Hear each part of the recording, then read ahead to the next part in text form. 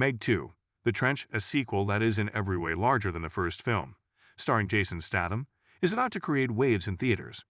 Statham battles a bunch of human mercenaries led by the cunning Montes on his second trip to the trench, where extinct megalodon sharks live in peace. Additionally, Meg 2 reports that the Mana 1 Maritime Research Station has moles, which calls into question the superb work that its scientists do. Last but not least, Mana 1's technology advanced significantly in the 6 years between the Meg and Meg 2 such that both heroes and villains now have swanky new toys to play with. In conclusion, it's alright if you feel overwhelmed by knowledge by the time the credits start to roll, especially following that frantic third-act conflict involving all the movie's leading characters, whether they be human or not. In the time between the Meg and Meg 2, The Trench, Mana 1's researchers created electrically charged submarines and exoskeletons that allowed divers move freely on the ocean floor while oblivious to the intense pressure of the 25,000 feet of water above them. Mana 1's crew has been exploring unexplored territory beneath the ocean's thermocline and cataloging all the novel species of plants and creatures that reside in the remotest region of our blue planet with the confidence that they can keep megalodons at bay.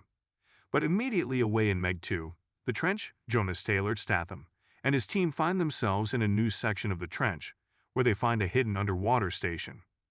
The mining station that Montes, a mercenary with a vendetta against Jonas, is in charge of is the Undersea Fortress. After the events of the Meg, Jonas started acting like a green James Bond, breaking into criminal networks to expose their abuses of the environment. Montes served 2 years in prison as a result of Jonas' efforts to keep the waters clean, giving the bad guy a personal motivation to oppose Statham's scowling hero. Montes isn't at the underwater station for that reason, though. An investor at Mana 1, who has been employing the researcher's technology for her mining operation, sends the mercenary there.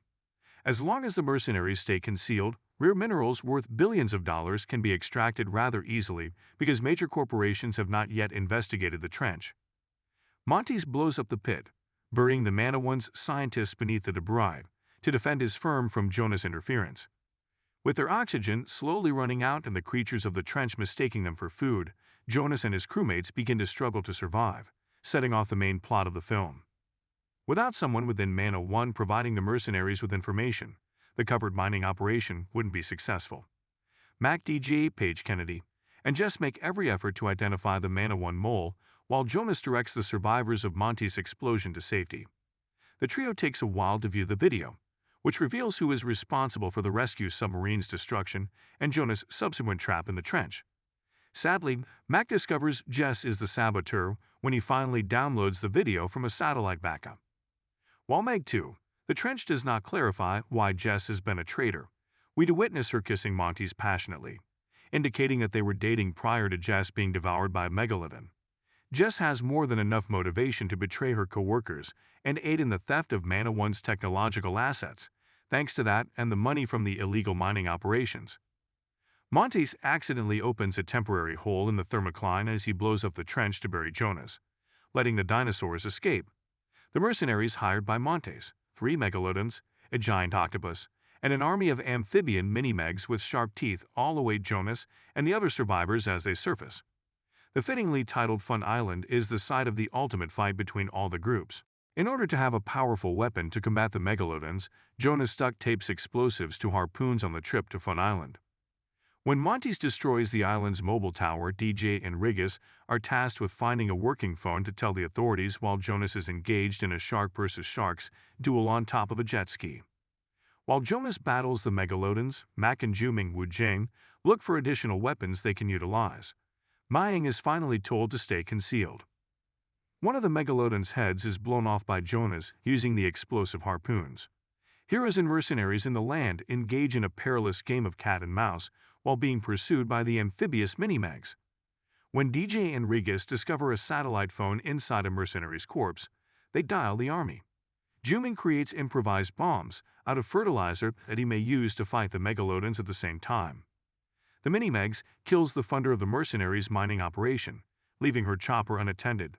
Mac and Juming use it to pursue Jonas and provide him with assistance.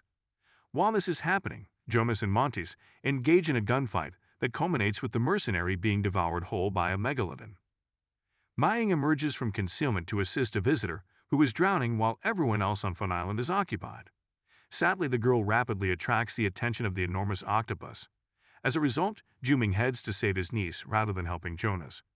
Mac is left adrift in the ocean when the octopus wrecks the helicopter. Juming then rescues Maying and attempts to kill the beast by detonating his improvised bomb. Regrettably, the octopus lives. When Heike, the megalodon he helped raise since she was a baby, sees Juming in danger of being devoured, she intervenes to save him. While Juming flees, Heike shatters the enormous octopus. Jonas saves Mac when he realizes that he is in danger. As a second megalodon jumps in his way and is impaled by the sharp instrument, Jonas raises one of the helicopter's blades using Statham's strength and unrelenting wrath. Only Heike remains of the megalodon species. At first, it seemed as though Heike will eat the heroes whole. But Juming instructs the enormous shark to swim away using a clicker. Juming perceives Heike's compliance as the result of his effective training.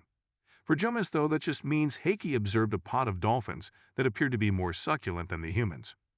After the fight, the police arrive on Fun Island. Just to review, the megalodons or the mini-megs killed Montes, the mercenaries, and a financier. Jonas uses explosive harpoons to destroy one megalodon. After being pierced by a chopper blade, the second megalodon perishes. Heike also rips the enormous octopus apart. Finally, the heroes or mercenaries shoot down every mini-meg. When Maying returns to the beach with Pippin, the same dog that survived the events of the first movie, DJ even shoots the final mini-meg to save Maying. The heroes have a happy ending,